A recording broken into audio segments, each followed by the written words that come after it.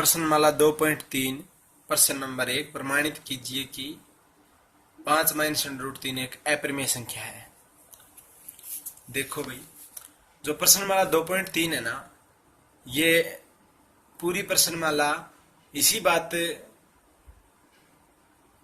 को सिद्ध करवाएगी कि ये संख्या अपरिमेय है। इसे सिद्ध करनी है, अपरिमेय संख्या सिद्ध करनी है, और इसके लिए हमें कुछ बातें जानना जरूरी है कि अपरिमेय संख्याएं कौन सी होती है।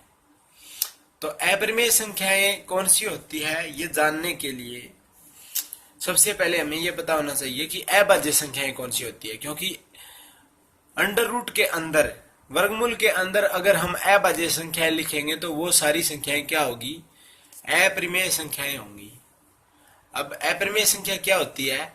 अंडर रूट के अंदर लिखी गई सभी संख्याएं अपरिमेय संख्याएं हैं। जैसे अंडर रूट 2 अभाज्य संख्या, ठीक है, अपरिमेय संख्या है। अपरिमेय संख्या, अपरिमेय संख्या की परिभाषा ही ऐसे याद कर लीजिए कि अंडर रूट के अंदर अगर कोई अभाज्य संख्या दिखे तो वह क्या होगी, अंडर रूट के अंदर कोई अभाज्य संख्या दिखे तो वो क्या होगी, अपरिमेय संख्या होगी। और अभाज्य संख्याएं कौन कौन सी होती है? अभाज्य संख्याएं होती है 2, 3, 5, 7, 11, इस प्रकार से वे संख्याएं जिनमें खुद का ही भाग जाता है और किसी भी संख्या का भाग नहीं जाता, वो सारी संख्याएं अभाज्य संख्या होती है। और अभाज्य संख्याओं को अगर अंडर रूट में लिख दिया जाए तो वो अपरिमेय होती है। अब बात सिद्ध करने की आती है ना, प्रमाणित करने की आती है, तो इसमें हमें ना दो बातों को ध्यान में रखना जरूरी है भाई। वो दो बातें क्या है कि अगर कोई भी अपरिमेय संख्या है उसमें किसी भी प्रमेय संख्या को जोड़ा या घटाया जाए तो वो अपरिमेय संख्या ही रहेगी, उसमें कोई बदलाव नहीं आएगा। अगर अपरिमेय संख्या में कुछ भी जोड़ा जाए या कुछ भी घटाया जाए तो वो क्या रहेगी, अपरिमेय संख्या ही रहेगी। अगर ये लाइन हम लिख देते हैं जोड़ और घटा वाले प्रश्न में, यहाँ पे घटा है 5 माइनस अंडर रूट 3 है ना, और हमें पता चल गया कि 3 है वो अभाज्य संख्या और अंडर रूट के अंदर लिखी हुई है, तो ये क्या है, अभाज्य संख्या है। और अभाज्य संख्या में कुछ भी जोड़ा या घटाया जाए, घटा या जोड़ करने पर अभाज्य संख्या के साथ, तो वो अभाज्य संख्या जो है अंडर रूट वाली वो अपरिमेय संख्या है। और अपरिमेय संख्या के साथ किसी भी संख्या का जोड़ घटा करवाने पर वो अपरिमेय संख्या ही रहती है। इसी प्रकार गुणा और भाग में भी अगर खुद उसी संख्या को छोड़कर, ठीक है, स्वयं को छोड़कर और किसी भी संख्या के साथ, अपरिमेय संख्या के साथ अगर किसी भी प्रमेय संख्या का गुणा या भाग करवाया जाए, स्वयं को छोड़कर, खुद को छोड़कर, ये ध्यान देने वाली बात है, तो वो क्या होगी, वो अपरिमेय संख्या ही रहेगी। ठीक है, अगर ये दो बातें हमें ध्यान है ना और ये हम लिख देते हैं तो कोई भी प्रश्न आ जाए प्रमाणित करने वाला हम कर सकते हैं। क्या लिखना है? पहली बात तो ये थी कि किसी भी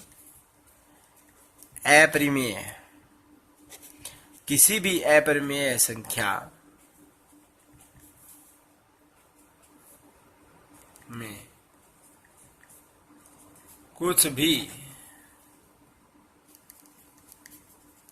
जोड़ने या घटाने पर वह अपरिमेय ही रहती है। ये वाली बात अगर जोड़ और घटा वाले प्रश्न में अगर हम लिख देते हैं ना तो वो प्रमाणित हो गई, बस इतना लिखने की जरूरत है। ठीक है, हमें पता चल गया कि देखते ही पता चल रहा है कि अंडर रूट 3 है वो अपरिमेय संख्या है। क्यों है? क्योंकि 3 अभाज्य संख्या और अंडर रूट के अंदर, वर्गमूल के अंदर है, और अपरिमेय संख्या के साथ किसी भी संख्या का जोड़ और घटा करवाने पर वह अपरिमेय संख्या रहती है। इति सिद्धम, बस इतना लिख देंगे तो ये सिद्ध हो गया भाई। ये सरलतम तरीका है। और दूसरी बात क्या थी? अपरिमेय संख्या को स्वयं को खुद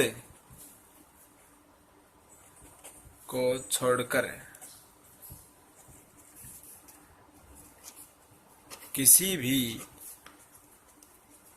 संख्या से गुणा या भाग करवाने पर वह अपरिमेय संख्या ही रहेगी।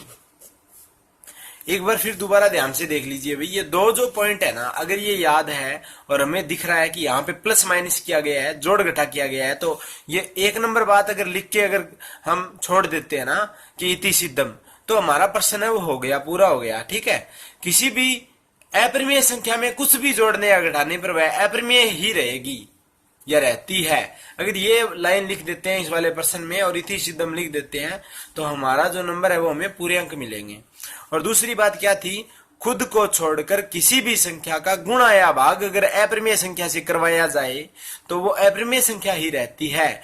ये बात तो थी भी सरलतम बात कि कोई ऐसा प्रमाणित करने वाला या सिद्ध करने वाला प्रश्न आता है अपरिमेय संख्या का तो हमें कैसे करना है। ठीक है, ये पहले हमने सरलतम तरीका देखा था, अब की बार हमें ना इसको स्टेप बाय स्टेप सीखेंगे थोड़ा सा एडवांस तरीके से। तो हमें सिद्ध क्या करना है, प्रमाणित क्या करना है कि ये जो 5 माइनस √3 है ये अपरिमेय संख्या है।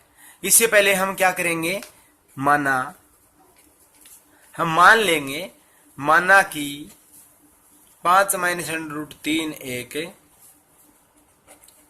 परिमेय संख्या है। अब हम जानते हैं कि अगर ये परिमेय संख्या है तो 5 माइनस √3 बराबर P बटा Q लिख सकते हैं, जहां पे P और Q क्या है, सह अभाज्य संख्या है। भाई इनका भाग चला जाएगा, ऐसी संख्याएं है। Q बराबर 0 नहीं है। ठीक है, Q बराबर 0 नहीं होना चाहिए। P बटा Q के रूप में अगर कोई भी संख्या लिख देना तो वो परिमेय संख्या होगी, तो लिख सकते हैं। अब क्या करेंगे, ये √3 यहाँ पे रखना है और 5 इधर ले जाएंगे, तो P बटा Q इधर लाएंगे तो 5 माइनस P बटा Q और बराबर ये इधर लाएंगे तो प्लस का √3।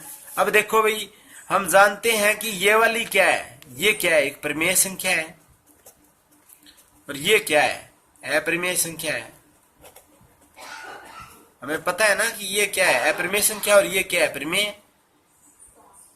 क्योंकि अंडर रूट के अंदर कोई भी अभाज्य संख्या लिखेंगे तो वो परिमेय होगी, और परिमेय और अपरिमेय कभी भी बराबर हो नहीं सकती। इसलिए जो हमने पहले मानना था ना, ये बात गलत है। इसलिए हम कहेंगे कि अतः 5 माइनस √3 बराबर 5 माइनस √3 एक अपरिमेय